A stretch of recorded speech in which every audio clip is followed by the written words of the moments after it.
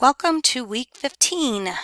This week you will have a discussion on registries. You will have to complete assignment number 25 and number 26. You will review PowerPoint number 12. The course unit learning objectives will be 9.4 and 9.5, and our program learning outcome and common learning outcomes stay the same. So this unit will cover chapter 7 and 8 in your textbook that you've been using all semester, the Michelle Green. In this unit, you'll also explain the difference between serial, unit, and serial unit numbering systems. It will cover two major categories of filing, alphabetic and numeric.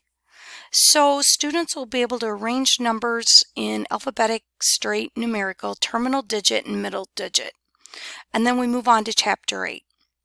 This covers indexes, registers, and registries maintained by healthcare facilities and state and federal agencies.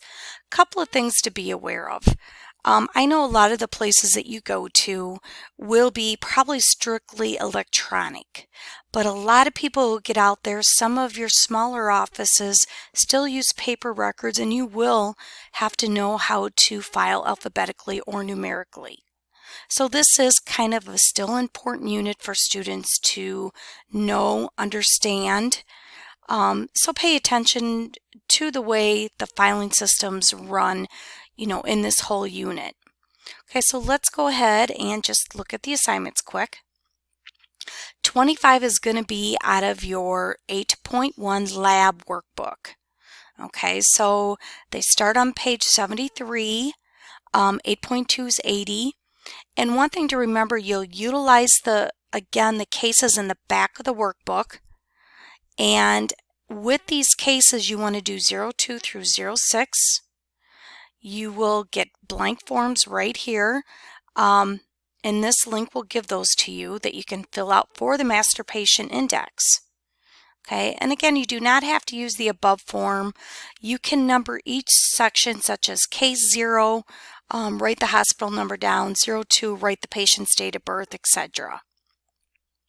And I did give you the diagnosis code, so you do not have to look those up.